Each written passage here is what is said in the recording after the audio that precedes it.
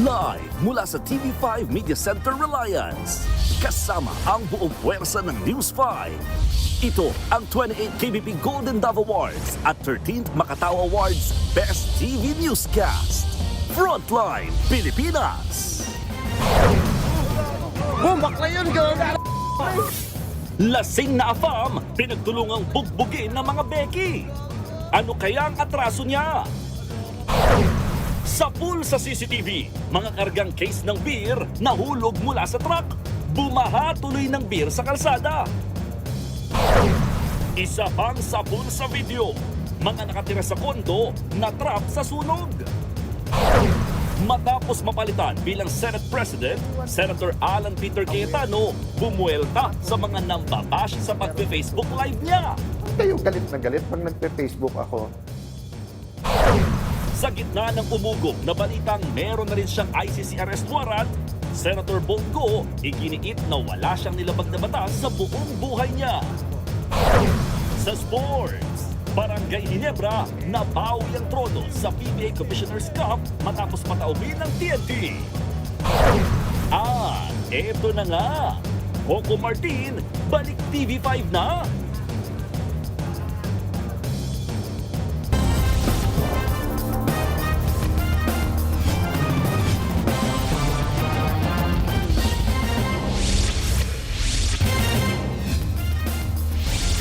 Kinuyog ng grupo ng LGBTQ ang isang dayuhan sa Palawan. Ang foreigner pumalag kaya nagkabugbugan mula kalsada hanggang sa loob ng isang kainan. Ang punot dulo raw niyan, pangiinsulto umano ng dayuhan sa grupo. Narito ang Frontline Report. Ano, takbo. Ang laki niya, no? Ay, tabi dyan, gagi.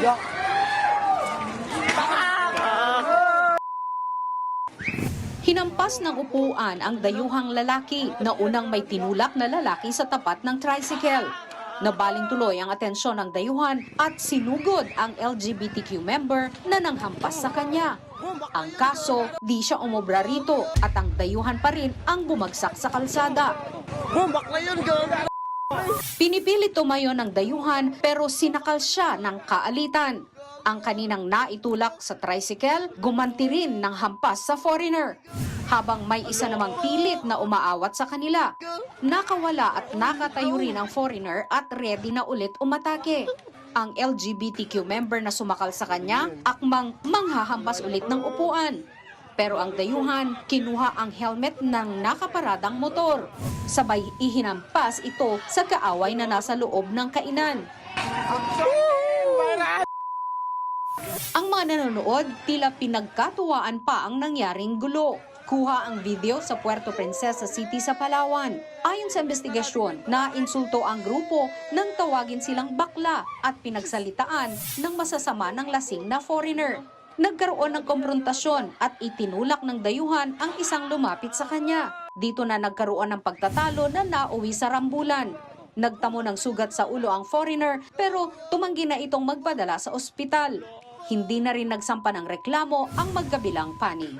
Nagbabalita mula sa Frontline, Margie Bentulan, News 5. Magkakasabwat sa pangungutong ang siyam na tauhan ng Land Transportation Office sa Caraga Region.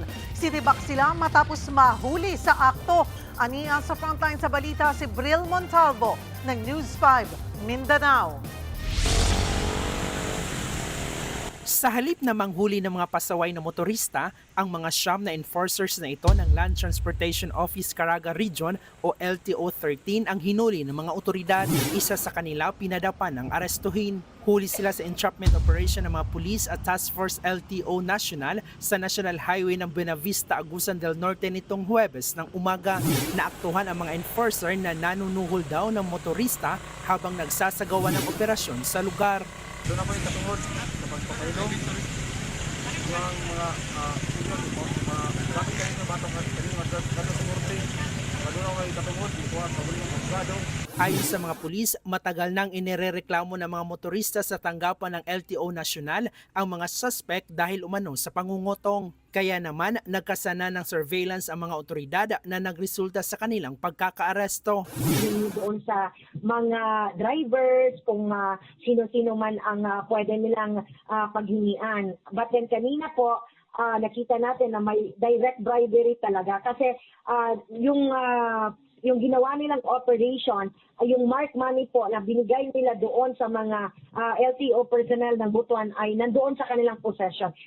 Nakuha sa kanila ang perang aabot sa higit 4,000 piso na hinihinalang galing sa pangingikil nila sa mga motorista. Nasibak na sila sa pwesto at mahaharap sa reklamong direct bribery at paglabag sa Anti-Graft and Corrupt Practices Act. Nagbabalita mula sa Frontline, Bril Montalvo, News 5, Mindanao. Nagsorry si Ateneo President Father Robert Yap sa anyay pagkukulang nila sa trahedyang kinasawi ni Rene Baterbonia at Divine Adili. Ilang guro at estudyante rin ang harapang bumatikos sa kanilang universidad dahil sa mabagal ng aksyon sa insidente. Live mula sa Pasay City, nasa frontline na balitang yan si Gio Robles. Gio, nakuha na ba ng salaysay ang lahat ng mga manlalaro ng Ateneo basketball team? Julius, malapit nang makumpleto ng NBI na kunan ng salaysay ang nalalabing manlalaro ng Ateneo Blue Eagles na nagpapatuloy o mahigit 6 na oras nang nagpapatuloy. Dumagdag din dyan kanina ang isa pang assistant coach habang no-show pa rin si Coach Tab Baldwin dito sa NBI. Nadagdagan pa ang mga miyembro ng Ateneo Blue Eagles na humarap sa mga investigador ng Task Force Baterbonia and Adili. Ito yung grupong binuo ng National Bureau of Investigation o NBI para sa kaso ng pagkasawi ng 2 student athlete. Kinunan ng salaysay ang team captain ng koponan na si Jared Bahay, kasama ang ibang players na sina Kyle Gamber, Ian Espinosa, Alden Cainglet, Third Ebdane, Wake Espina, Drew Bongo, Malcolm Tyler at Sean Tuano. Tumanggi na silang magbigay ng pahayag sa media. Nauna nang humarap ang nasa 12 manlalaro ng koponan nitong Martes at Miyerkules sa pangunguna naman ni Sam Reyes at Kiefer Alas. Bukod sa mga manlalaro, dumating din si Sandro Soriano, ang assistant coach ng Ateneo Men's Basketball Team. Kasama si Soriano sa team building ng koponan sa Dipakulaw, Aurora, kung saan nalunod sina Rene Baterbonia at Divine Adili. Hindi na nagbigay ng komento si Soriano sa Immigration Lookout Bulletin Order na inilabas ng Justice Department laban sa mga assistant coach ng Ateneo Blue Eagles. Nagbitiw na head coach na si Tab Baldwin at team manager ng koponan na si Epo Kimpo. Samantala, binatikos ng Ateneo community ang hindi agad pagsuspende ng universidad kay Baldwin. Isa yan sa mga mainit na tinalakay sa town hall meeting ng pamantasan noong Martes na dinaluhan ng mga estudyante, guro, mga magulang, alumni at mga opisyal ng institusyon. You keep saying there's accountability. You didn't even preventively suspend Coach Baldwin or his team members. That is SOP. Kung kami yun, ginawa niya ngayon sa amin. Binigyang diin ni Dr. Carmel Abaw, chairperson ng Political Science Department ng Ateneo de Manila University, na hindi nila nakikita ang mga pangyayari sa Aurora bilang simpleng lapses o pagkukulang lamang. Sa halip, iginiit nilang may mga indikasyon ng maling gawain na posibleng nagdulot umano ng mas mabigat na pananagutan. Sa amin hindi ito lapse lang. I don't know if there was even something illegal about what happened. So, kahit sabihin nyo sa amin na may care kayo, walang hindi palpable yung response. You keep saying you're accountable, you're transparent, and then you don't say anything after 5 days or 7 days. Sa isang punto, makikitang nakayuko na lang si Ateneo President Father Robert Bobby Yap habang nakikinig. Pinuna naman ng Ateneo Student Council ang pananagutan ng ilang opisyal sa mabagal na aksyon sa insidente. Given that one of the key lapses that have happened in this past week is really in relation to communications, I will not shy away from mentioning an office in the name I think it's time to consider relieving Bismatic Villanueva of this.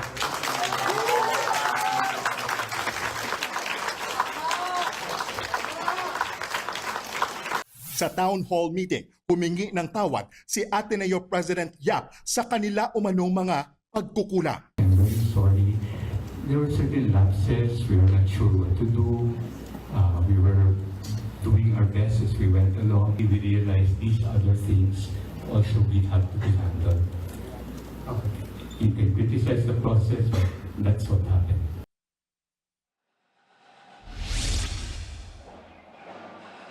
Bukas ang schedule dito sa NBI ni Tab Baldwin at maging ng dating team manager ng Ateneo Blue Eagles na si Epo Kimpo. Kasama din nila ang dalawa pang assistant coach ng koponan. Samantala, kinumpirma rin ng NBI na pinasabina na rin nila si Ateneo President Father Bobby Yap. Nakaschedule naman siya sa susunod na linggo. Balik sa inyo. Maraming salamat, Gio Robles. Usap-usapan online ang tila mainit na ulo kahapon ni Senator Pia Cayetano. Pati nga ang media medyo natarayan niya at nagkainitan pa sila ni Senator Risa Ontiveros. Nasa frontline ng balitang yan, si Mayan Los Baños. Sa pagbabalik sa Senado ng mga nag-boycott na minority bloc, tila masama ata ang timpla ni Senator Pia Cayetano. Sinusuportahan niyo, ma'am, yung bagong leadership po? May 13, di ba? Common sense, di ba? What's in the rules? What's in the Constitution? When you have 13, yun lang. So, kung hindi sumunod sa rules, doon lang naman kami may problema. Pero pag sumunod sa Constitution at sa rules, no problem. That's just how it is. Thank you, ma'am. No-show si Senadora Pia Cayetano sa unang bahagi ng special session sa umaga na ipinatawag ni Pangulong Bongbong Marcos. Sa kabila niyan, abala naman sa pagtatrabaho ang senadora.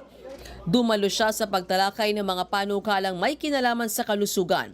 Dito nagkasagutan sina Senators Pia at Risa Hontiveros. Nainis si Cayetano dahil sinara na raw ang period of amendments kahit nasa listahan pa sila ng mga nagmumungkahi ng pagbabago. Naayos din yan matapos tanggapin ang kanyang amendment na dapat may mental health at psychosocial support ang barangay health workers. Pero dama pa rin ang tensyon. Thank you to the Majority Floor Leader who was gracious enough to allow us to still propose our amendments. You're welcome, Mr. President. I made a record earlier that there were... I thank the Majority Floor Leader, not Her Honor, because Her Honor closed the period of amendments despite our name being there. Hindi lang yan, nagkainitan din ang dalawa ng talakayan ng panukalang pag-detain sa mga pasyente sa ospital dahil sa hindi nababayarang bill. Tanong ni Senator Pia kung hindi na kailangan ng promissory note ang mga indigent patients. Sino ang magbabayad sa mga pribadong ospital? Dahil kung walang sasalo sa gastos, baka ang makonfine hindi lang pasyente kundi pati ang pera ng mga ospital.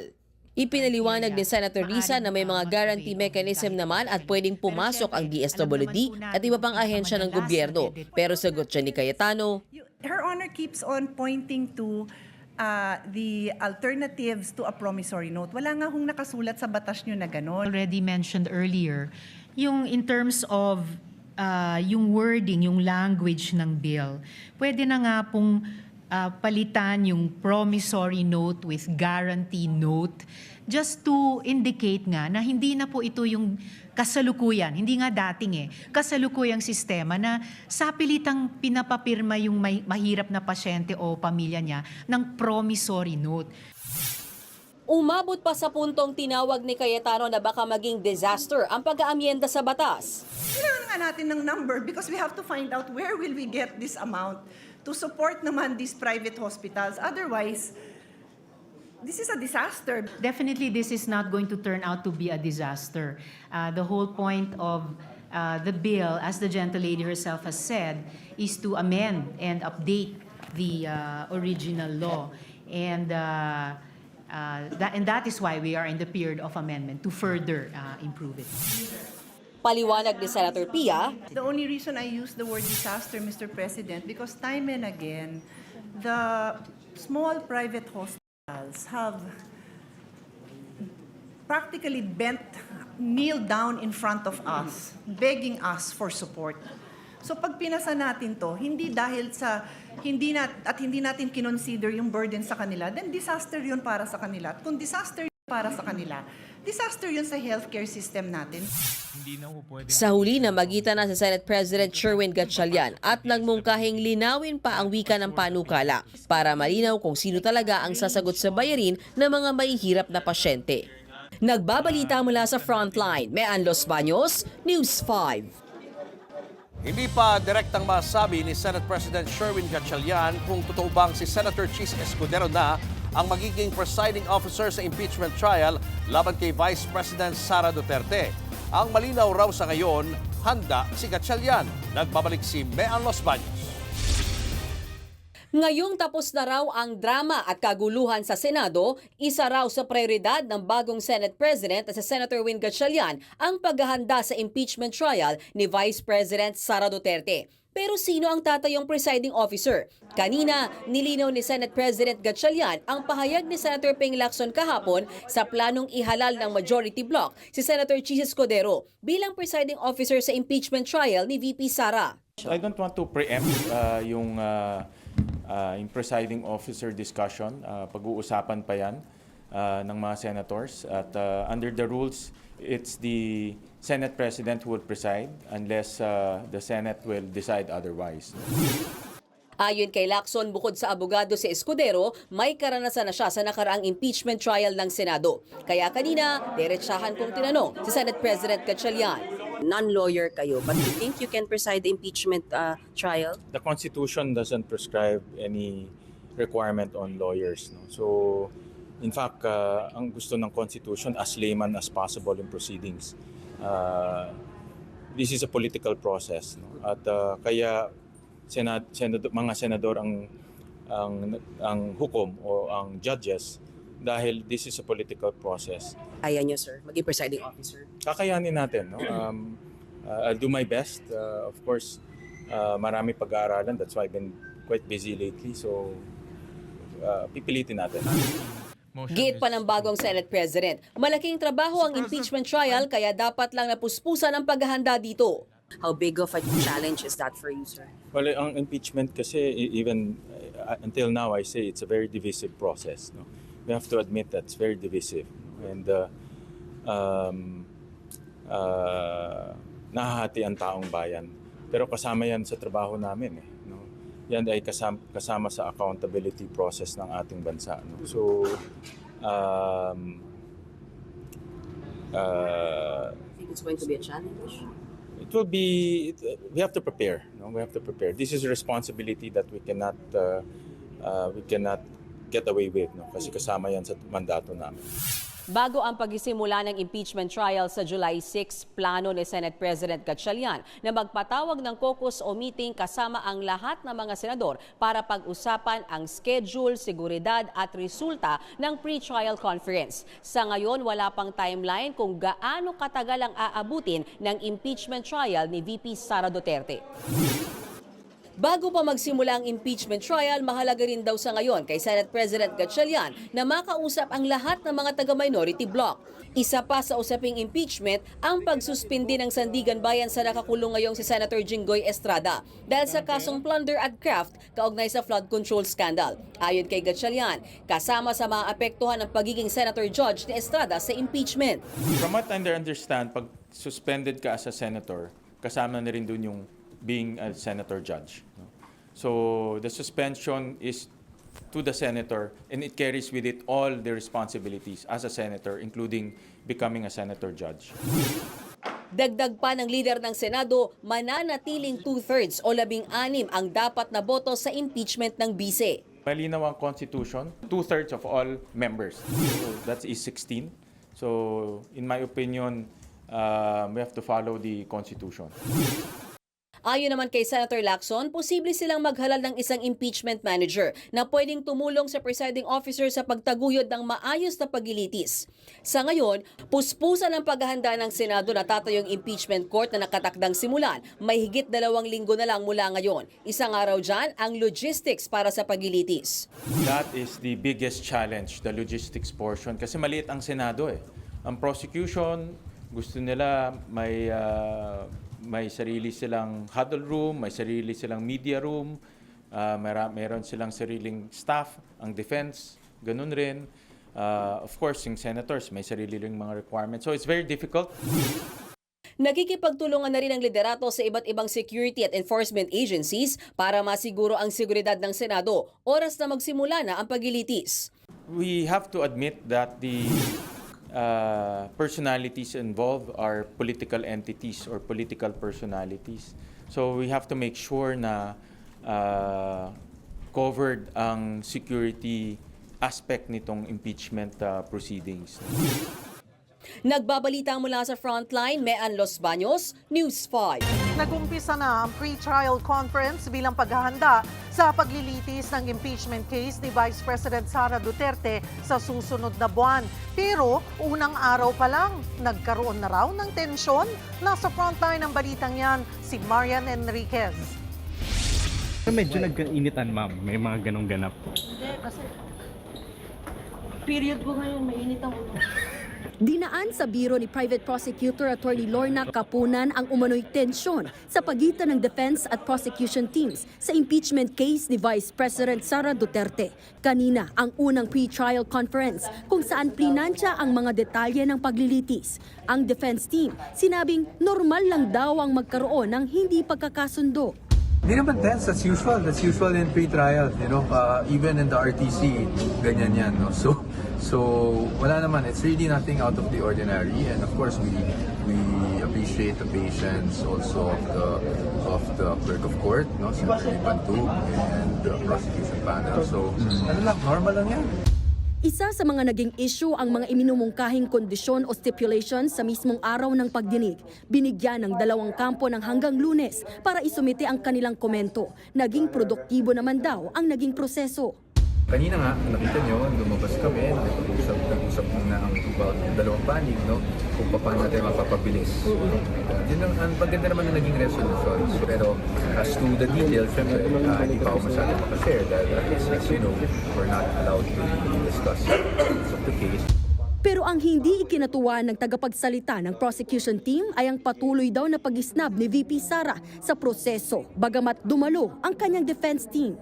Vice President Sara Duterte was not personally present during the pre-trial conference, despite earlier statements that she expressed readiness and willingness to face the charges at the proper court. Ayon sa prosekusyon, ito na dapat ang pagkakataon ng bise na maipakitang siniseryoso niya ang pagbibigay linaw sa mga aligasyon laban sa kanya.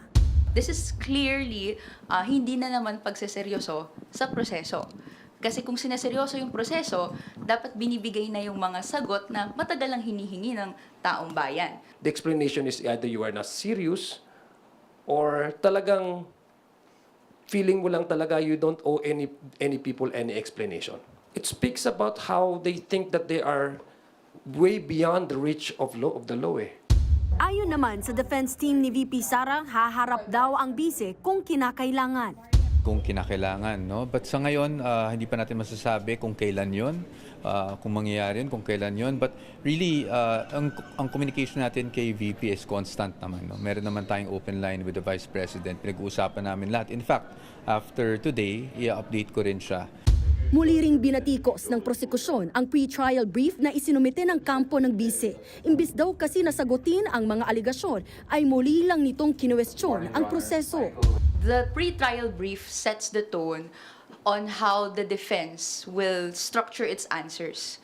So kung tunog lata na ang pre-trial brief, what more can we expect during the trial proper? Wala talaga silang may sagot. Or iniiwasan nilang sumagot. Hindi ko po maintindihan where that is coming from. The defense takes exception. Dumating kaming handa and the records will speak for itself. Ang hinahanap ng prosecution team ang sagot sa mga tanong na hinihintay ng taong bayan. Maganda sana kung meron silang maipapresenta na mga witnesses na magpapatunay kumbaga na sila si Cocoy Villamin, sila si Mary Grace Piatos. Wala doon, hindi natin nakita sa kanilang pre-trial brief. Nakaschedule hanggang sa June 25 ang pre-trial conference at sa July 6 mag-uumpisa ng gumulong ang paglilitis. Ayon sa prosecution panel, nasa 30 trial dates ang hinihiling ng defense team para maglatag pa lang ng ebidensya. At kung 3 araw lang ang paglilitis sa isang linggo, mula Lunes hanggang Miyerkules, ito pa lang ay aabutin na ng 3 buwan. Ang position lang naman ng House Prosecution Team is it would be a speedy trial. It will not drag on like with the unnecessary delay na magkaroon na ng judgment ang impeachment court at enough time para mapag-usapan at may latag ng House Prosecution Team yung kanilang ebidensya.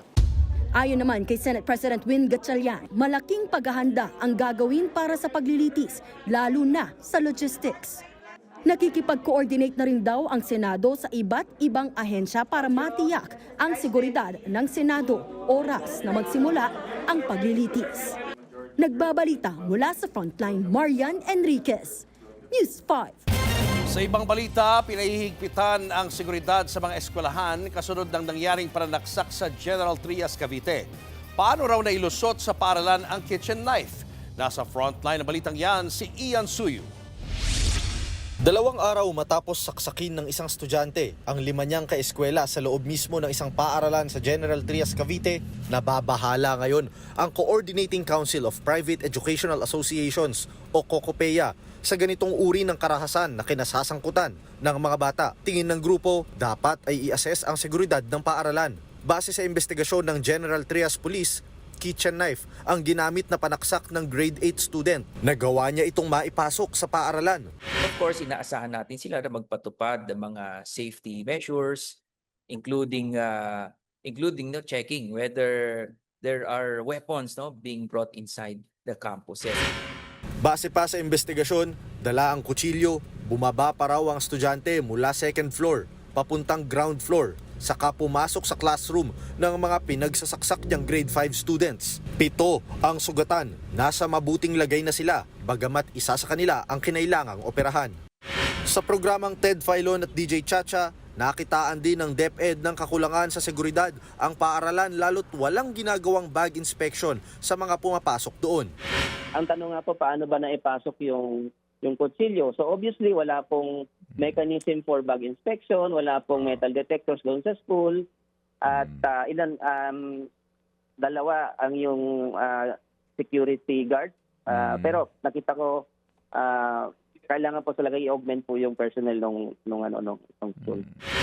Isinasa ilalim na sa psychosocial assessment at counseling ang mga guro at estudyanteng nakakita sa walang habas na pananaksak. Na-turn over na rin ng DepEd sa mga pulis ang CCTV footage. Tumanggi nang magbigay ng detalye ang PNP. Nagbabalita mula sa Frontline, Ian Suyu, News 5. Inilikas ang halos 200 residente, kabilang na ang kanilang mga alagang hayop mula sa nasusunog nilang condominium building sa Quezon City. Pinaniniwala ang nagsimula ang apoy sa basurahan sa may basement ng gusali.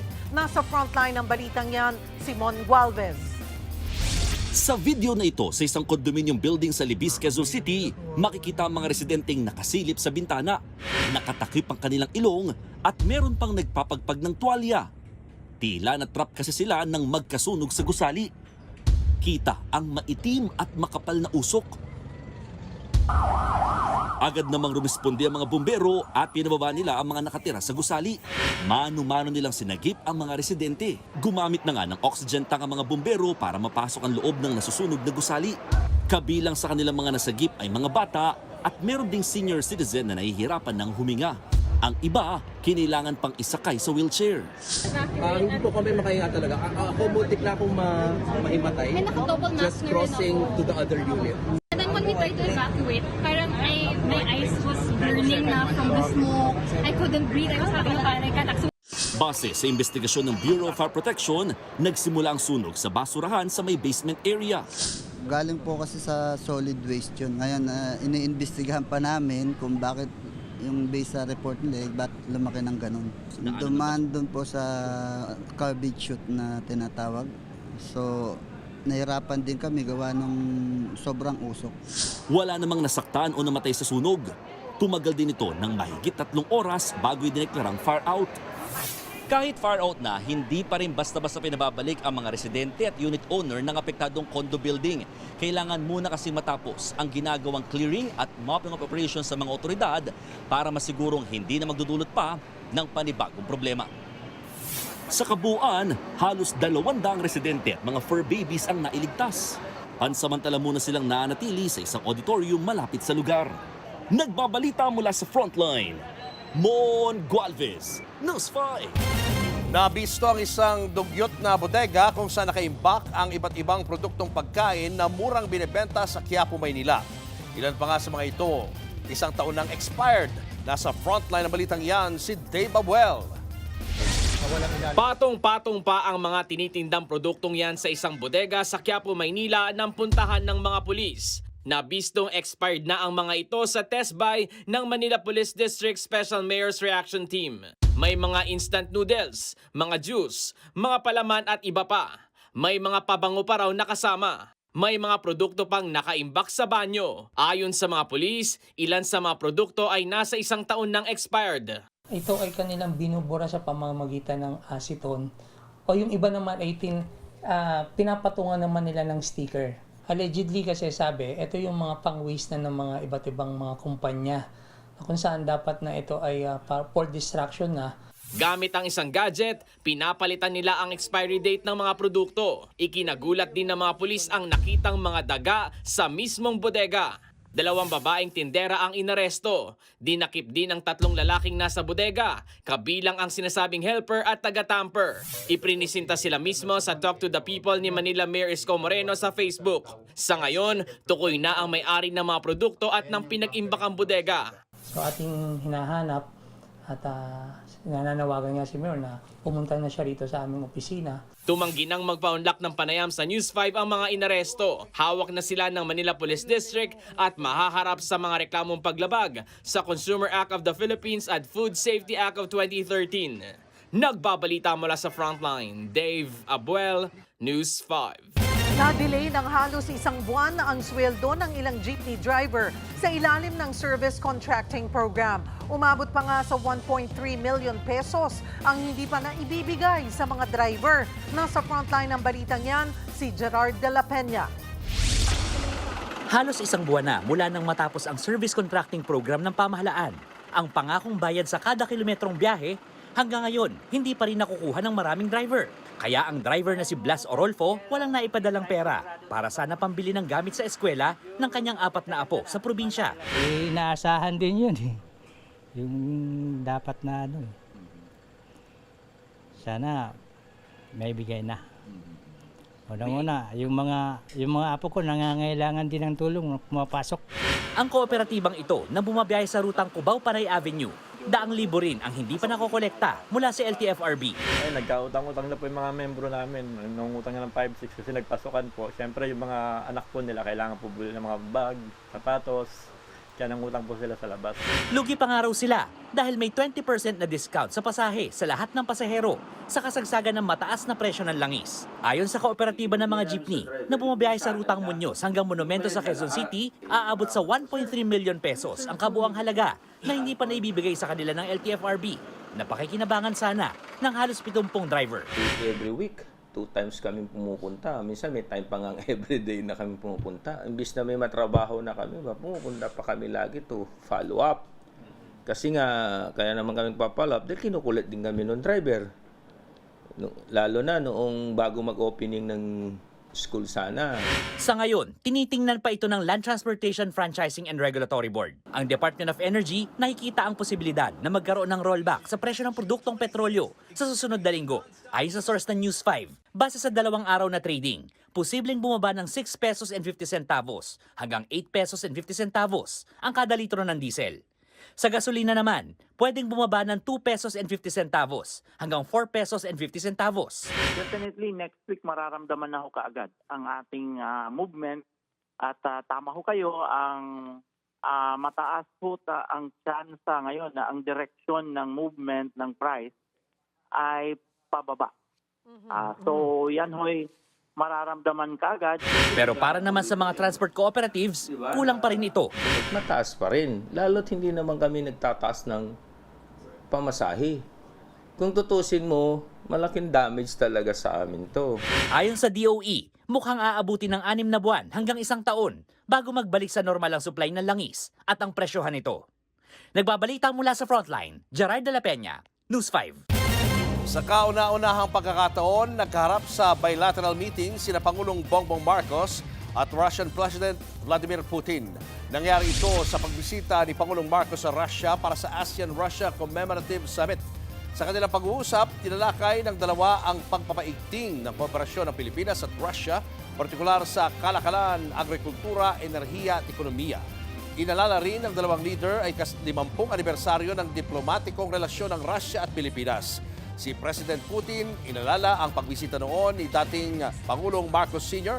sa Russia noong 1976 kung saan nagkaroon ng joint communique ang dalawang bansa pagdating sa interstate relations. Si Pangulong Marcos naman, inimbitahan si Putin sa ASEAN Summit na gaganapin sa Pilipinas sa Nobyembre.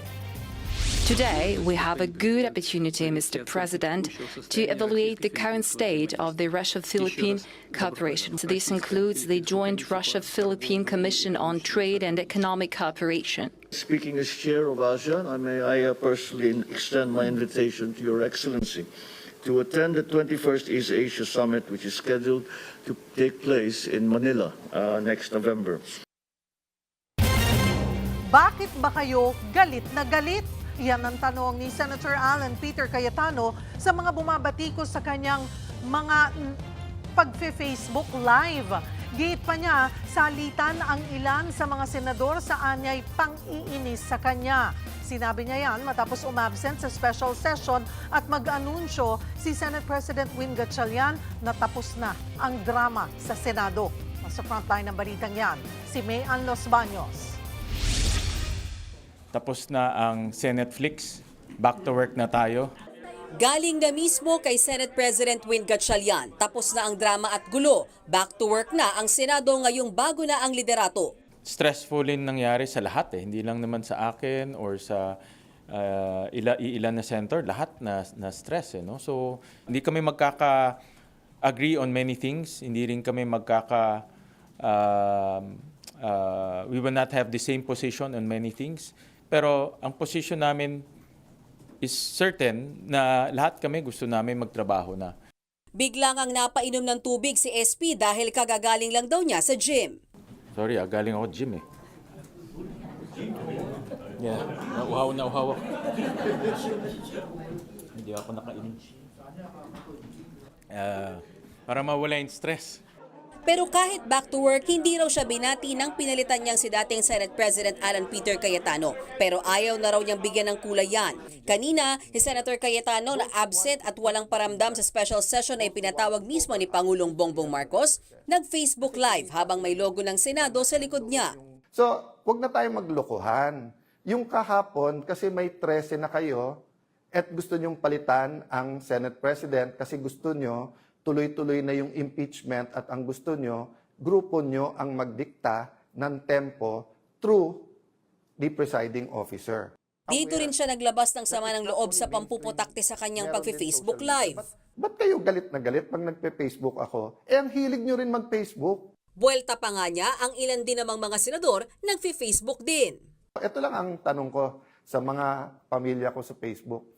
Bakit si Senator Lacson at yung Senator Raffy Tulfo, Senator Erwin Tulfo, gumagamit din naman sila ng Facebook? Last year ba, mas maraming nanonood sa iyo. Raffy at Erwin Tulfo, problema, nabuko kayo na may tinatago kayo. Di ba? Pero hindi dyan natapos si Cayetano. Pinalagan din niya ang pahayag ni Senator Ping Lacson na nasa 700 million pesos di umano ang nasayang sa liderato ni Cayetano sa nagdaang 28 araw. Dahil daw yan sa mga nangyaring gulo, pagtakas si Senator Bato de la Rosa habang nasa ilalim ng Senate Protective Custody, mga sesyon na hindi natuloy dahil sa pamboboykot ng ilang senador at pagsasagawa ng unauthorized committee hearings. Inayuna naman yan ni Senate President Gatchalian. Well, kinumpute namin ang budget ng Senado per day is about 24 million, no? Almost 25 million, no? That's to operate the Senate. The Senate is a big institution. We have 2,000 people, may isang building tayo. So if you count those days, those are the days na naging unproductive, no? So Kaya nasabi ko nga in one of our press cons na sayang yung pera na ibinibayad ng tao.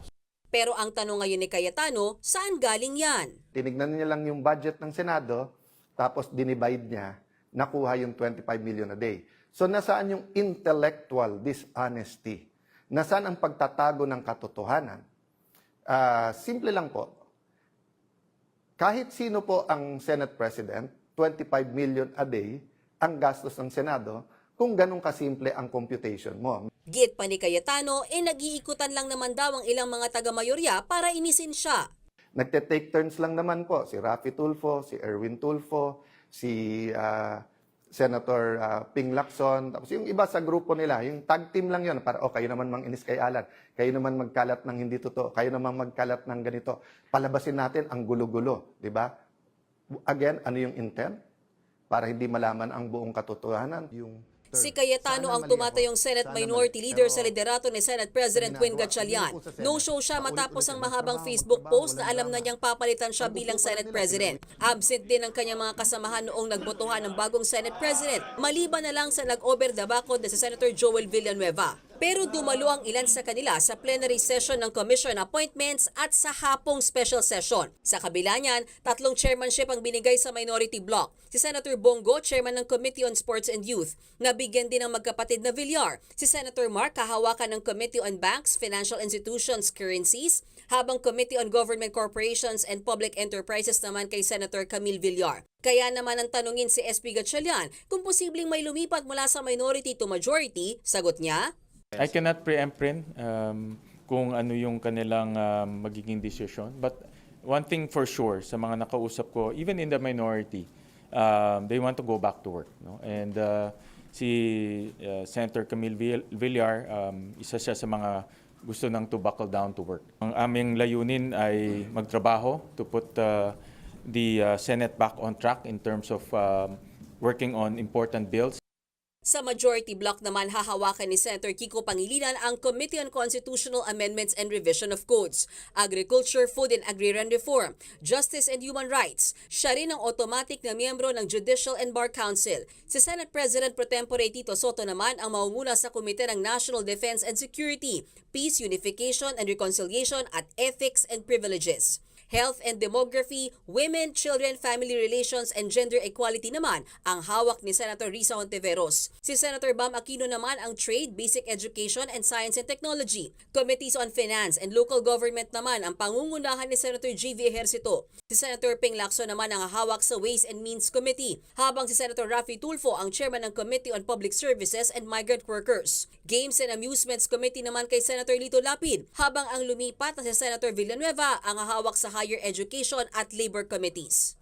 Ang makapangyarihan namang Blue Ribbon Committee na siyang nag-iimbestiga ng flood control scandal na nanatiling hawak ni Senator Erwin Tulfo. Yan ay kahit pa una nang sinabi ni Cayetano na ibigay ang kumiting ito sa kanila. Pero hindi ganyan ang Senate rules. Vice Chair ng komite si Senator Ping Lacson na una nang naging chairperson nito. Kaya naman si Cayetano may mensahe kay Lacson. Gusto mo, tumahimik muna ako, meditate, pray, ikaw din. Pero Senator Lacson, napakahaba ng iyong career. Nakilala ka bilang nag-expose, nakilala ka na sinusundan mo yung ebidensya. Pero ngayon, bakit? Panay comment mo na lang sa mga witnesses pero ayaw mong humarap sila sa committee. Wala pang tugon dyan si Senator Lacson. Nagbabalita mula sa Frontline, Mean Los Baños, News 5.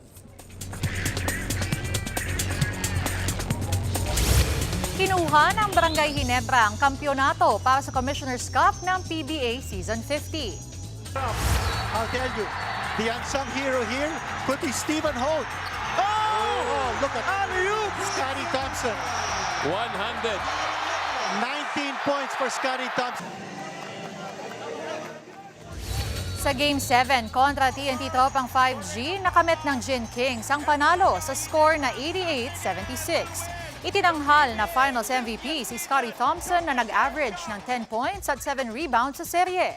Ito na ang pangatlong beses na nag-Finals MVP si Scotty sa Ginebra. Huling nagkampiyon ng Gin Kings noong 2023 para rin sa PBA Commissioner's Cup.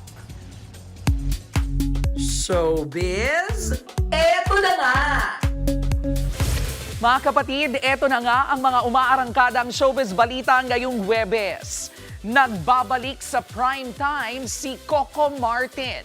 At this time, makakasama niya na po si Julia Montes para sa inaabangang serye na Sigabo. Nasa frontline ng balitang yan, si MJ Marfori exclusive. From real-life couple to reels, sina Coco Martin at Julia Montes na nagbabalik prime time. Magkasama sila sa upcoming series na Sigabo. Kakaibang inspirasyon daw ang dala ni Julia sa set at kung kamusta ang working relationship nila sa Sigabo. Pressure. Siyempre pinagandaan ko ito kasi ito yung huling pagsasama namin eh. Ayoko mapahiya sa kanya. Fresh from bakasyon si Coco, kaya ganadong-ganado raw siya sa pag-iisip ng kwento, pagdidirect at pag-arte bilang Sigabo. Blessing in disguise raw na na-delay ang premiere nito na dapat ay noong Marso pa magbabalik telebisyon. Masasabi ko lang talaga, sobrang proud ako dito. At kung na-delay man, sabi ko, may reason si God kung ba't niya dinelay. Kasi kung dumiretso ako, hindi ko makikita yung magdadara-diretso lang yung trabaho eh. Yung creative, hindi ko matututukan eh. Nakapagpahinga ako. Mas natutukan ko lahat ng angulo. Si Julia naman, very proud kay Coco. Nakita niya raw mismo ang sakripisyo ni Coco para mapaganda ang serye nila. For me, happy ako for Coco kasi talagang alam naman ng tao na sobra talagang hardworking tong taong to. Dahil nakapagpahinga siya, sobrang ganda ng Sigabo. Ako na nagsasabi, sabi ko minsan nakakalimutan akong artista ako kasi pag natutulala ako sa sobrang ganda. Abangan ang pagbabalik ng hari ng aksyon ng ating henerasyon na si Coco Martin sa Sigabo. Nagbabalita mula sa Frontline. MJ Marfori, News 5. Susunod, Cebu Pacific Airline pinutakte ng reklamo online dahil sa di pagpayag na i-hand carry ang mga violin ng isang orchestra group. Nanay patay matapos lingkisin ng sawa. At Bimbi Aquino nagbabalik at game na game nakipagkulitan sa Dabar Cats. Na-miss daw kasi niya si Riza May. Abangan ang lahat ng yan sa pagbabalik ng Frontline Pilipinas.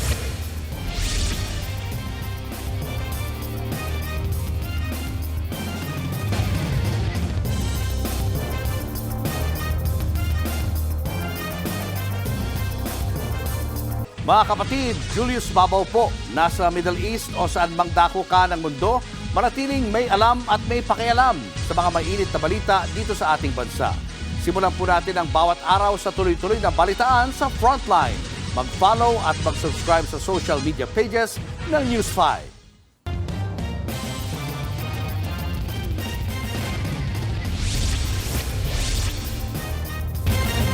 Pinatikos ng ilang miyembro ng Manila Symphony Orchestra ang isang airline matapos magkaaberya sa bitbit nilang mga musical instrument. Hindi raw sila pinayagan na dalhin sa loob ng eroplano ang mga violin na nakalagay naman sa case. May sagot naman dyan ang naturang airline. Nasa frontline ng balitang yan si Gerard de la Peña. Usap-usapan ngayon sa social media ang post ng isang miyembro ng Manila Symphony Orchestra, ang pinakamatagal ng orkestra sa bansa. Sa Facebook post ni Rona De Leon sa kanilang flight papuntang Puerto Princesa, hindi raw pinayagan ng kanilang airline na i-hand carry ng grupo ang kanilang mga violin. Ang naging solusyon, pinayagan silang bitbitin sa loob ng eroplano ang mga instrumento, pero ang hard case, kinailangan i-check-in. Buong biyahe, hawak-hawak lang tuloy ng mga musikero ang kanilang mga violin. Ang iba, binalot na lang ang mga ito sa plastic. Dahil sa nangyari, binatikos tuloy ng ilang netizen ng airline dahil sa unsafe o delikado raw ito para sa mga pasahero. Pero sa isang pahayag, ipinaliwanag ng airline na pinayagan naman nito ang ibang pasahero na dalhin ang case ng kanilang instrumento dahil pasok ang mga ito sa itinakdang limit sa sukat ng bagahe. Hindi na rin daw nito siningil ng extra ang mga pasaherong nag-check-in ng mga hard case ng musical instruments. Nagpaalala rin ng airline na may nakalatag silang pulisiya na kapag lumampas sa itinakdang sukat ang hand-carried baggage ay kailangan na itong ma-check-in na kadalasan ay may extra ng bayad. Ang tanong, may karapatan nga ba ang mga airline na magtakda ng ganitong limitasyon sa bagahe ng mga pasahero? Paliwanag ng Civil Aeronautics Board. Alinsunod na rin sa guidelines ng International Air Transport Association, walang iisang panuntunan para sa mga airline kung gaano dapat kalaki at gaano karaming bagahe ang pwedeng bitbitin ng isang pasahero, pati na kung magkano ang karampatang singil dito. Pero isa raw sa mga konsiderasyon, ang sukat ng overhead storage compartments. Sabi ng CAB, kaya rin may kanya-kanyang panuntunan ng mga airline para sa mga bagahe, tulad ng musical instruments o sports equipment. Airlines have different policies implemented, and that would depend on how they operate. Because sometimes some airlines are concerned with the smooth facilitation for embarkation and disembarkation. So with that, sometimes they have to limit the number of baggage para mas mabilis po yung sakay and then sa pagbaba. Iniimbestigahan na raw ng CAB ang insidente. Kung mapatunayang may pagkukulang ang airline, pwede itong pagmultahin ng hanggang 2 milyong piso, masuspinde o matanggalan ng prangkisa, alinsunod sa Air Passengers Bill of Rights. Ayon sa Civil Aeronautics Board na siyang nangangalaga ng karapatan ng mga pasahero, bibihira yung mga reklamo nakakarating sa kanila patungkol doon sa pagdadala ng mga pasahero ng musical instruments. At karaniwang reklamo raw sa kanila ay may kinalaman doon sa delayed o nawawalang mga bagahe o yung pagpapatupad ng mga airline ng one luggage policy. Payo ng CAB sa mga pasahero, basahing mabuti ang mga pulisiya ng airline bago bumiyahe. Nagbabalita mula sa Frontline, Gerard de la Peña, News 5. Sunod na raw na ipaaaresto ng ICC si Senator Bongo. Ayon yan kay Congressman Paulo Duterte. Pero sabi ni Interior Secretary Remulla, wala naman daw silang natatanggap na warrant. Nasa frontline ng balitang yan, si Camille Samonte. Dahil sa madugong war on drugs, kulong na sa ICC detention facility sa The Hague si dating Pangulong Rodrigo Duterte. Ang umanay architect ng drug war na si Senator Bato de la Rosa, ipinaaresto na rin pero nagtatago. Ngayon naman, napipito na rin umanong maaresto ang isa pang malapit na kaalyado ni Duterte, si Senator Bongo. Ang impormasyon na yan, nanggaling daw sa mapagkakatiwalaan daw na source ng anak ni Digong na si Congressman Paulo Duterte. Ayon kay Pulong, inisyu na ang ICC arrest warrant laban kay Go at 2 dating pulis. Si Go ay isa sa mga pinangalanan ng ICC na co-perpetrator o kasabwat sa kasong Crimes Against Humanity ni dating Pangulong Duterte. Kasama rin sa mga pinangalan ng kasabwat ang 2 dating hepe ng pulisya na si Vicente Danao at Oscar Albayalde. Sa kabila nito, wala pa raw natatanggap na kumpirmasyon ng mga otoridad sa sinasabing arrest warrant. Si Interior Secretary John Vic Remulla, binanatan pa si Congressman Pulong sa pagpapakalat nito. Wala pa ako nakita. Baka sabog siya nung narinig siya kasi wala pa kami nakikitang ganun eh. So wala, hindi namin alam. Siya lang nakakita nun eh. Sa amin wala pa eh. Sabi niya highly reliable source. Baka high lang. Wala pang sagot sa aligasyong yan si Congressman Duterte, pero maski si PNP Chief Jose Melencio Nartates, ipinagkibit balikat lang ang pahayag ng kongresista. Meron daw highly reliable source si Pulong na about po dun sa ICC warrant versus Bongo. Buti pa siya alam niya. Ako hindi ko alam.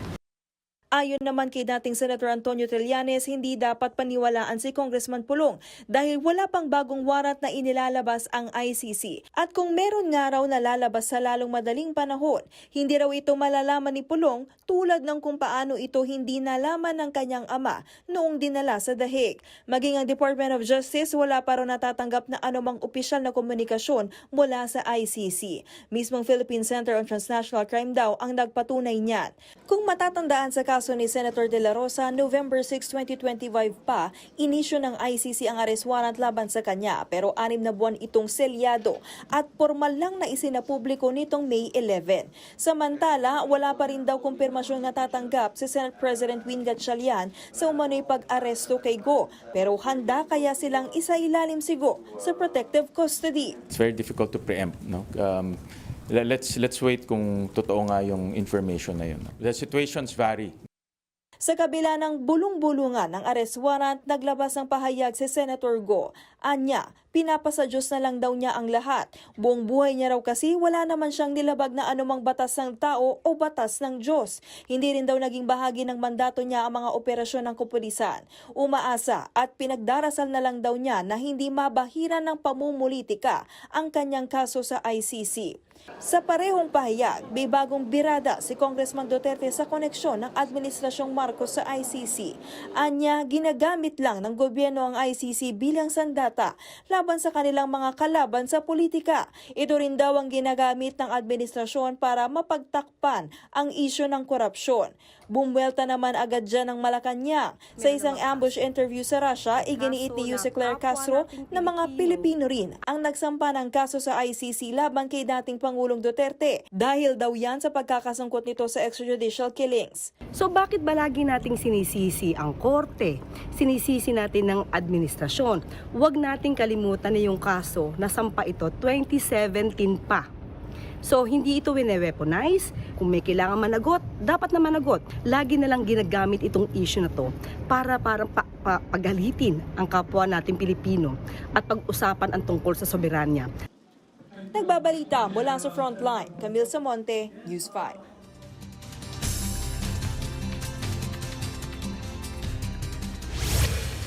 Weather update tayo mga kapatid. Easterlies pa rin po ang weather system na nakaka-apekto sa ating bansa. Nananatili po tayong nasa ilalim ng tinatawag na nating monsoon break o mahina pa rin po yung ating habagat o southwest monsoon. Pero meron pa rin tayong binabantayang low pressure area o sama ng panahon sa labas ng ating area of responsibility na posible pong magpalakas ng ating habagat sa susunod na linggo. Ito pong ating low pressure area ay huli pong namataan ng pag-asa sa layong 2,375 kilometers east ng Visayas at nasa labas pa nga ng ating area of responsibility. Ito po ay may katamtaman o medium chance na maging isang ganap na bagyo in the next 24 to 48 hours. Ito pong binabantayan nating low pressure area ay posible pong kumilos, pakanluran, hilagang kanluran at posibleng pumasok sa ating area of responsibility sa darating po na Sabado hanggang Linggo. At if ever makapasok na po yan sa ating area of responsibility, ito po ay mabibigyan ng local name na Francisco. Ito po ay patuloy na kikilos papalapit dito sa general area ng extreme northern Luzon at Taiwan. Pero hindi po natin yan inaasahang maglandfall o tumama sa lupa. Yan po ay magre-recurve lamang paitaas patungo dito sa southern portion ng Japan. Pero yan po ang maaaring magpabalik po ng ating habagat o southwest monsoon sa susunod na linggo. At mga kapatid nga, if ever po nagkakaroon tayo ng tinatawag na monsoon break, kadalasan po ang kasunod niyan, nagiging aktibo o lumalakas po yung ating habagat at nagiging aktibo rin po yung ating mga bagyo. Sa katunayan, meron din po tayong inaasahang pang posibleng sumunod agad dito sa ating binabantayang sama ng panahon sa susunod na linggo bago pumasok ang buwan ng Hulyo. Antabayanan natin yan mga kapatid. Pero sa ngayon, magpapatuloy po ang maalinsangang panahon at maaliwalas sa panahon sa malaking bahagi ng ating bansa. Dulot pa rin ng ating easterlies. May kainitan pa rin po sa umaga hanggang tanghali, pero pagsapit po ng hapon, posible po yung ating mga pulo-pulo lamang o yung mga isolated na pagulan at thunderstorms na kadalasan ngang nangyayari tuwing hapon at gabi. Yan po ay maaasahan natin sa malaking bahagi ng Luzon, Visayas at maging po sa Mindanao. Ito pong mga ulap na yan, yung mga bilog-bilog na maliliit, yan po yung ating mga dagdiang pagulan na kadalasang nangyayari nga tuwing hapon at gabi. Dito sa Metro Manila, pagpapatuloy din po ang mainit at malinsahang panahon. Magiging maganda po ang sikat ng araw sa umaga hanggang tanghali. Mainit pa rin po. Pero pagsapit ng hapon, nagiging mahangin ang panahon natin, nagiging maulap. At kung minsan, meron tayong mga dagnian o yung ating mga afternoon showers at thunderstorms. Magandaan po natin yung mga kapatid kaya sa mga lalabas ng bahay, huwag po natin kalimutan ang pagdadala ng payong o anumang pananggalang sa ulan. At yan muna ang latest sa ating lagi ng panahon. Muli ako po ang inyong weather frontliner, Alvin Pura, lagi may panahon para sa iyo. Showbiz, eto na nga! Mga kapatid, eto na nga. Matapos ang nakakakilig na reunion with Dabarkads Raisa May Dizon, nagbalik sa Itbulaga si Bimby Aquino. Namiss daw kasi niya si Raisa. Game na game din po si Bim sa pag-host. Nasa frontline ng balitang yan, si MJ Marfori. Attendance check muna sa hindi pa rin makamove on sa tagpong ito. Kung hindi man maging tayo, kailangan ako ang ninong sa kasal niya. Dito. Technically, si Raisa ang first kiss ko. Yun lang naman ang nagpagulantang sa Dabarkads last week sa special reunion ni Raisa May Dizon at Bimby Aquino. Pero sa mga nabitin dyan, say no more. Basta may bisita tayo. Alamin na natin. Ito na mga Dabarkads. Let's welcome Bimby Aquino! Papasok pa lang sa Itbulaga Studio, dinumog na ng Dabarkads si Bimby.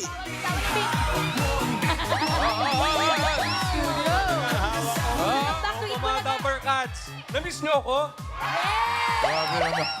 Pero teka, nasaan si Raisa May? Huwag kang mabibigla. Shout out, Raisa May! Ayun, nasa vacation naman pala si Aling Maliit. Pero kahit wala si Riza, etong si Bemb may pahugot pa eh. Ready ka na ba makihula sa Aegis Right? Ready, ready. Ready ka na ba kay Raisa?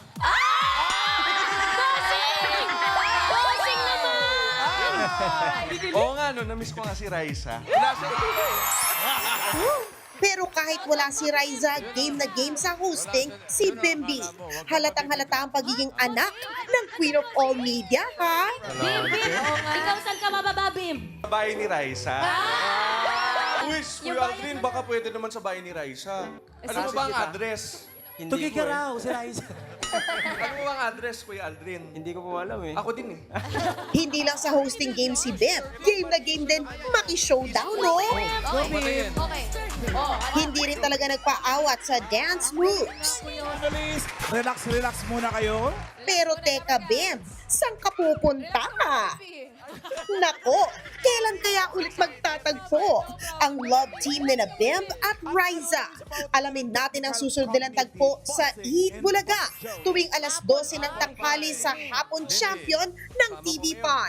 Nagbabalita mula sa Frontline. MJ Marfori, News 5. Here's the question. Susunod, nakaparadang motorsiklo tinangay ng riding in tandem. Listahan ng Gilas Pilipinas players na maglalaro para sa 2027 FIBA World Qualifiers inilabas na.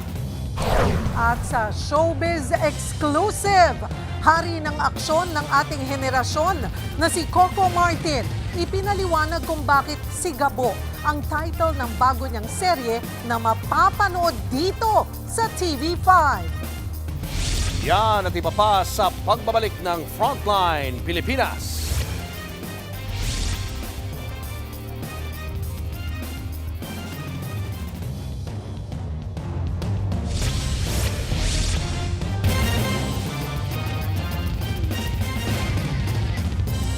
Mga kapatid, Julius Babaw po. Nasa Middle East o sa amang dako ka ng mundo, manatiling may alam at may pakialam sa mga may init na balita dito sa ating bansa. Simulan po natin ang bawat araw sa tuloy-tuloy na balitaan sa Frontline. Mag-follow at mag-subscribe sa social media pages ng News 5.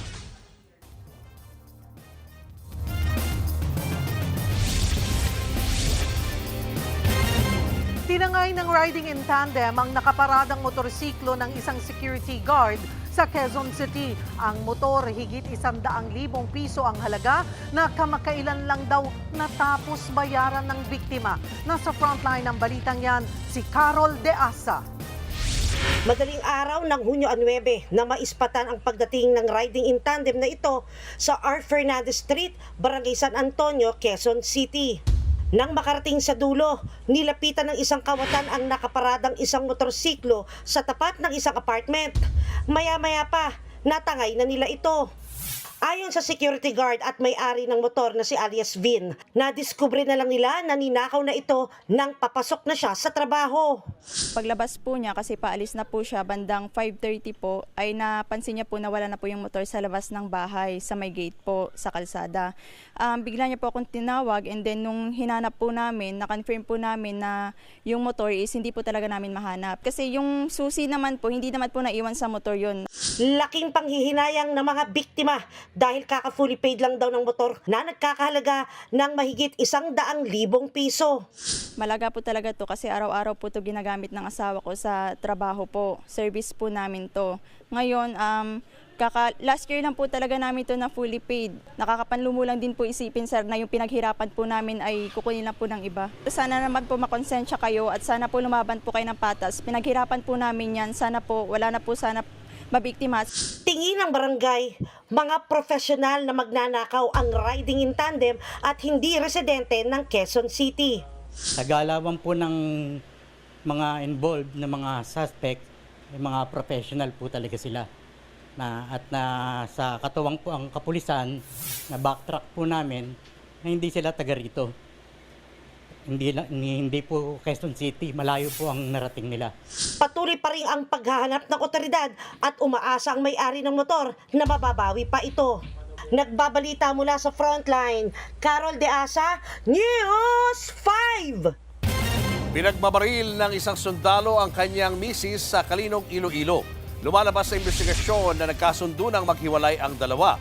Pero ditong Martes ng gabi, nagtungo ang suspect sa bahay ng kanyang dating asawa. Gamit ang kalibre 45 baril, pinaulanan niya ng bala ang kanyang dating misis. Kalaunay, nagbaril din sa sarili ang suspect na kinilalang si alias Noel. Isa po siyang sundalo na naka-assign sa Hamindan, Capiz. Ayon sa pulis, selos ang nakikita motibo sa pagpatay.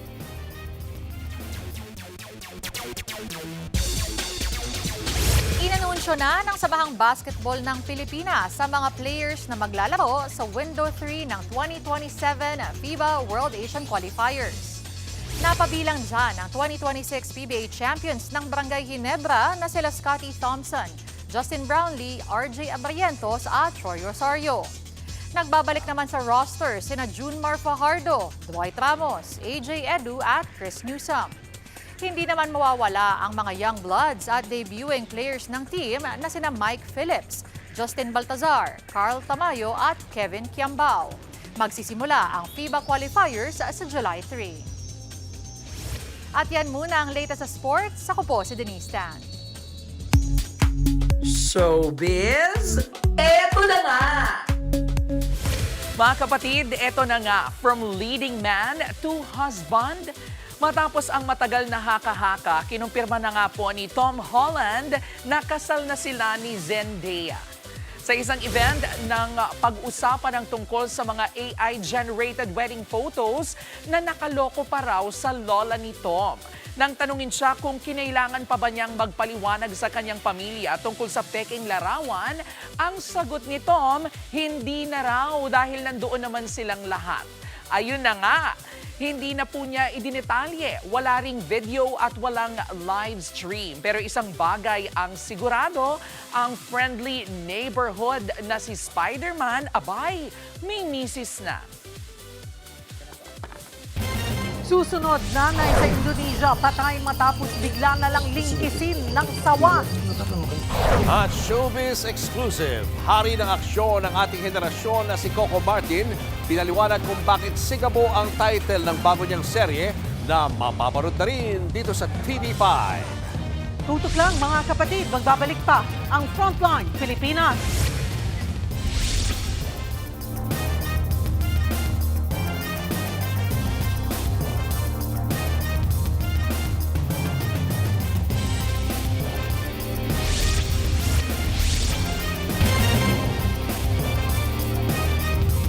Mga kapatid, Cheryl Cosim po.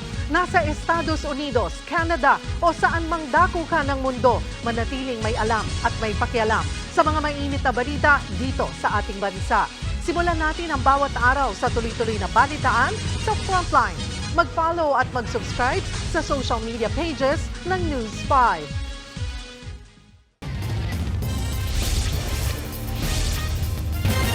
Bumaha ng beer sa bahagi ng isang highway sa Sorsogon City. Yan ay matapos mahulog ang halos 2,000 case nito mula sa isang truck. Nasa pool sa CCTV ng Barangay Buhatan kung paano bumagsak ang mga case ng beer at nagkalat sa daan. Dahil dyan naantala ang mga dumaraang motorista. Tumulong naman ang mga residente na linisin ang nagkalat na mga case at bubog ng bote. Sa investigasyon ng pulis, napigtal ang tali sa likod ng truck kaya nangyari ang insidente. Kinabukasan, nakita namang sandaling naging kulay pula ang katabing ilog na sa mga natapong beer. Hindi pa tiyak sa ngayon kung may pinsala itong idinulot sa ilog.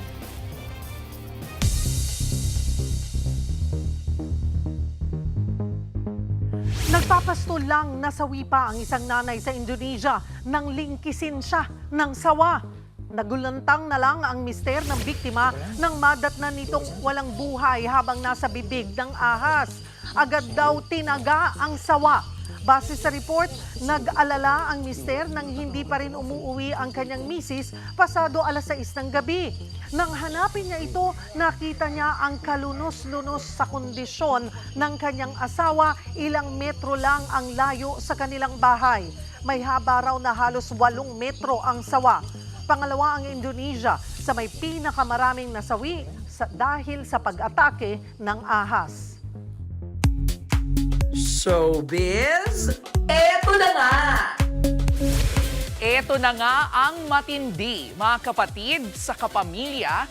Simula po sa Lunes, mapapanood na ulit dito sa TV5 ang hari ng aksyon ng ating henerasyon na si Coco Martin. Para po yan sa action series niyang Sigabo. Nasa frontline ang balitang yan, si MJ Marfor. Totoo ang usap-usapan. It's a kapatid and kapamilya reunion. Dahil nagbabalik kapatid ang hari ng aksyon ng ating henerasyon na si Coco Martin. Pero hindi lang yan ang good news. Mga kapatid, may mahalagang announcement po ang ating TV5 President and CEO na si Sir Guido Zabaliero. Thank you. Mga kapatid, para sa mas maraming Pilipino, masaya kami na mapapanood sa TV5 ang Coco Martin's Sigabo. At sa pagbabalik ni na Coco at syempre ni Julia. Because we believe that this show deserves to be enjoyed by more Filipinos, whether you are a kapatid or a kapamilya. At syempre, mapapanood ang kapatid sa kapamilya. Abangan nyo rin ang aming face-to-face with Ate Coring sa Kapamilya Channel and other ABS-CBN platforms. Napakagandang balita kasi hindi na mahihirapan ang lahat ng mga Pilipino dahil ipapalabas na po ito sa TV5, sa All TV2, sa A to C, sa Kapamilya Channel, sa Kapamilya Online Live, sa YouTube, saka sa iWant, saka sa A to C. Kaya sa lahat ng mga Pilipino, hindi na kayo mahihirapan, makikita nyo na gabi-gabi ang Sigabo. Sana po, samahan nyo kami. Simula Lunes, mapapanood na ang Sigabo pagkatapos ng Frontline Pilipinas. Sa June 29 naman magsisimula umere ang face-to-face with Ate Coring sa Kapamilya Channel at ABS-CBN platforms. Nagbabalita mula sa Frontline, MJ Marfori, News 5. Susunod ng dahil umano sa pagtatapon ng basura, lalaki sa Rodriguez Rizal, tinaga. Tutok lang mga kapatid, magbabalik pa ang Frontline Pilipinas.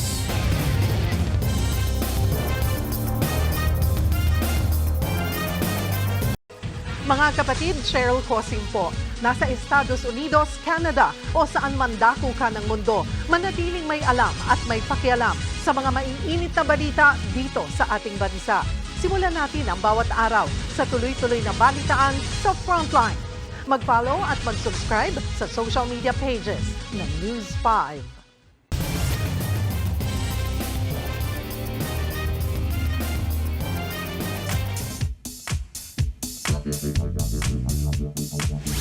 Mga kapatid, ano ang mas mabigat? Isang sako ng bigas o 20 pack ng cookies? Kung babad ka sa internet, abay malamang alam mo na ang sagot. Pag-usapan natin ang tungkol sa community pantry. Noong April 2021, isang munting mesa sa Maginhawa sa Quezon City ang naging isa sa pinakamakapangyarihang influencer sa buong Pilipinas. Wala pong sponsor at walang brand deal, pero milyong-milyong Pilipino ang naabot. Dahil sa isang simpleng mensahe na magbigay ayon sa kakayahan at kumuha batay sa pangangailangan. Yan po ang community pantry ng volunteer na si Ana Patricia Non. Pero alam nyo ba na bago pa sumikat ang community pantry sa Pilipinas, may mga kapatid na ito sa ibang bansa. Sa Germany, may mga community fridge noong 2012 pa para itabi ang mga sobrang pagkain imbis na itapon.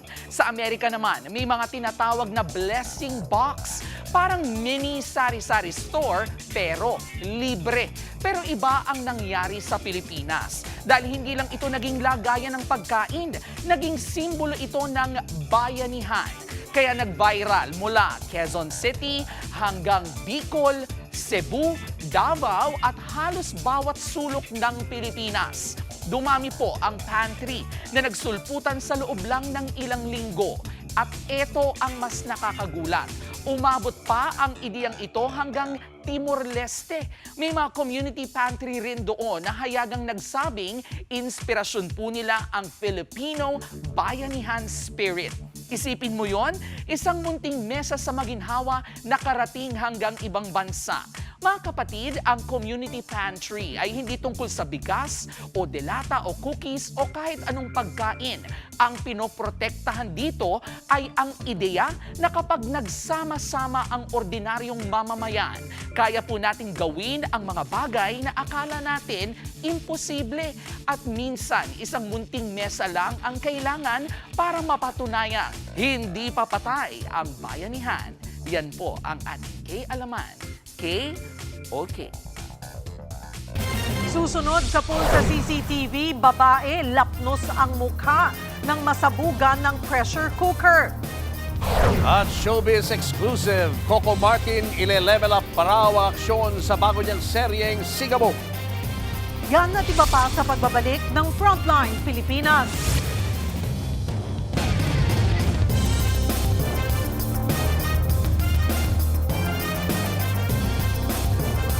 Mga kapatid, Julius Babaw po, nasa Middle East o saan mang dako ka ng mundo, manatiling may alam at may pakialam sa mga mainit na balita dito sa ating bansa. Simulan po natin ang bawat araw sa tuloy-tuloy na balitaan sa Frontline. Mag-follow at mag-subscribe sa social media pages ng News 5. Tinaga ang isang lalaki sa Rodriguez Rizal nang mag-amang nakulitan umano sa kanya dahil sa itinatapon niyang basura. Pero hinala ng pulis, may mas malalim pang dahilan ang alitan. Nasa frontline ng balitang yan, si Brian Castillo. Wala, ang daming dugo! Oh! Tawag na kayo ng ambulansya! Nagpapambuno ang tatlong lalaking yan at tila nag-aagawan sa isang bolo sa gitna ng kalsada sa barangay San Jose, Rodriguez Rizal. Ilang kapitbahay naman ang makikitang kumakausap sa kanila at pilit pinatitigil ang gulo. Wala po bang pulis dyan? Maya-maya, humiwalay na ang lalaking naka-gray na t-shirt mula sa kaalitan niyang mag-ama pala. Halos mabalot na ng dugo ang kanyang ulo. Hindi na nakita sa video, pero bago ang tagpong yan, tinagaraw ng nakatatandang sospek ang lalaking naka-gray sa ulo. Ayon sa mga rumespondeng tauhan ng barangay, nag-ugat umano ang pagtatalo sa itinapong basura. Parang nagkaroon ng pagtatalo dahil makulit or nagtapon ng kung ano si biktima dun sa gilid ng shop po nung suspect. Anong una po, sinaway, parang sinaway po nung suspect, then pag inulit nga daw, may mangyayari na or may kung anong gagawin sa kanya. Lasing daw ang biktima ng unang makaalitan ang nakababatang suspect. Nagsuntukan pa raw ang dalawa, kaya rumesbak ang tatay na may bit-bit na bolo. Umiwas po yung biktima pero hinabol po siya ng suspect number 2. Sa pag-alis po ng biktima, ito naman pong pagdating ng suspect number 1, yung ama na may dala-dala pong bolo. At wala hong tinaga po tong biktima natin sa ulo. Hinala naman ng mga pulis, may mas malalim na dahilan ang alitan. Lumalabas po na merong konting problema sila sa parcel po ng lupa doon banda sa kanilang lugar. Isinugod sa ospital ng biktima at ligtas na ang kalagayan. Nakakulong na sa Rodriguez Rizal Police Station ang magamang sospek, pero tumanggi na silang magpaunlak ng panayam. Inaayos na raw ng kanilang abogado ang kaso at nakikipag-ugnayan na sa pamilya ng biktima. Mahaharap ang mga sospek sa reklamong frustrated homicide. Nagbabalita mula sa frontline, Brian Castillo, News 5. Nalapnos ang mukha ng isang babae sa India matapos siyang masabugan ng pressure cooker. Kita sa video na nasa lapag ang lutuan ng pagyuko ng biktima, tumilapon ang takip ng pressure cooker sa kanya. Napaatras ang babae at agad siyang nagbuhos ng tubig sa kanyang mukha. Maya-maya, isang lalaki ang pumasok at pinatay ang gas sa kusina. Hindi na nakita sa video pero dinala sa ospital ang biktima. Bukod sa mukha, tinamaan din daw ang kanyang dibdib at kamay. Sa ngayon, nasa maayos na siyang kondisyon.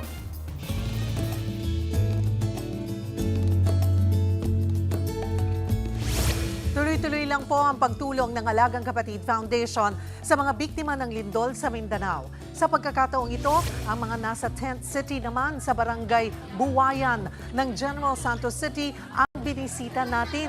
Nabigay tayo ng 5,000 food packs at hygiene kits sa tulong po yan ng Playtime Cares at ng The Church of Jesus Christ Latter-day Saints. Bukod sa pamamahagi ng relief goods, nakaantabay ang Lagang Kapatid First Responder Food Truck sa evacuees.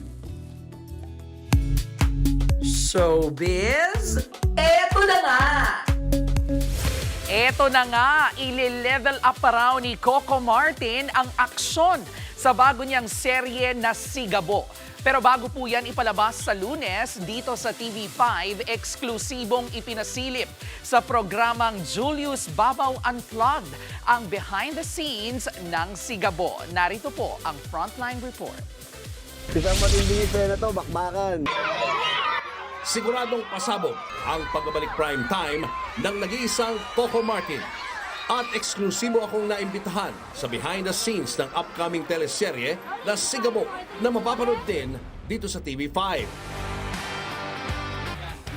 Asahan na raw ang mga umati mong eksena na tatak Coco Martin. As in, pangmalakasan. Sa aking programang Julius Babaw Unplugged, naka one-on-one interview ko si Coco Martin sa mismong set ng Sigabo. Pinayuanag ni Coco kung bakit Sigabo ang title ng bago niyang show. Malalim ang hugot nito. Ano ba yung Sigabo? Ano ba ibig sabihin nito? Sigabo, sabi ko nga, ito yung ano yung fire, yung nagtutulak sa atin para ipaglaban o magpursige sa buhay o lumaban.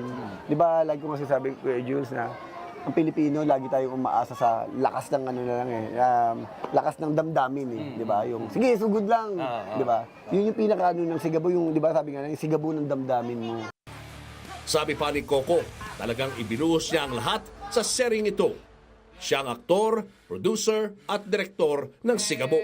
Anong difference niya sa sa Batang Quiapo at sa probinsyano? Magkaiba siya, magkaiba yung kwento, magkaiba yung, sabi ko nga, the same time, di ba, nag-struggle na pamilya, naghihirap. Ngayon, sa kasi sa Batang Quiapo, Sanggano Ito, di ba, nandito rin sa Islam area, pero kasi mayaman yung pinanggalingan ko Ibang kwento May ganon. Iba yung neto, iba yung germs nung kwento neto. Hindi siya Sanggano, drugs, hindi ganon. Ito pang matindi, i-expect na raw ang nilevel up na action stunts. Kahit yung mga stunts namin, talagang hindi mo akalain na kaya gawin na ng Pilipinas. Ni-level up ko talaga. Kaya ako sinasabi, hindi ako nagyayabang, sobrang proud ako. Simula sa Lunes, mag-aalab na ang prime time dito sa TV5. Ngayong paparating na Sigabo pagkatapos ng Frontline Pilipinas.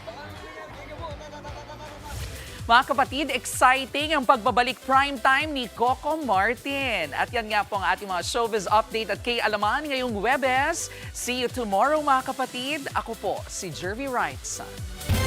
Monday na. Nakaka-exclusive ka, di mo man lang kami isinama. Sama ko kayo. Balik tayo. Tapos tayo ulit sa taping. Ang dami, buong araw. Buong araw yun. Buong araw mo din. Isa pa lang yun. Isang araw pa lang yun. Pero halos every other day, araw-araw nagsushoot sila talaga. Ang ganda ng nila, trailer. Ibang klase. Kaya swerte tayo. Thank you, Direk Coco. Binigyan mo kami ng pagkakataon para masundan ka dyan sa taping ng iyong napakagandang Sigabo. At mapapanood nila yung buong interview mo. Sa dami ng material mo, hindi naman pwedeng one part lang yan.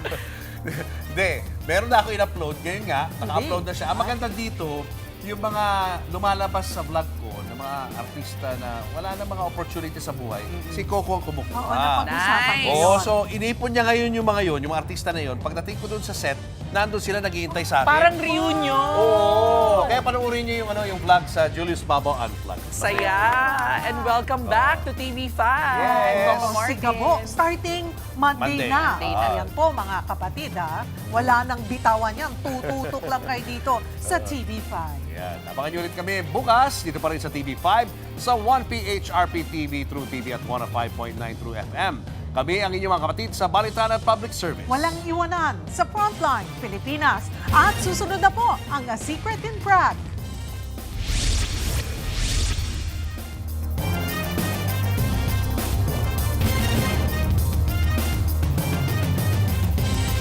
Mga kapatid, Cheryl Cosim po. Nasa Estados Unidos, Canada o saan mang dako ka ng mundo, manatiling may alam at may pakialam sa mga mainit na balita dito sa ating bansa. Simulan natin ang bawat araw sa tuloy-tuloy na balitaan sa Frontline Mag-follow at mag-subscribe sa social media pages ng News 5.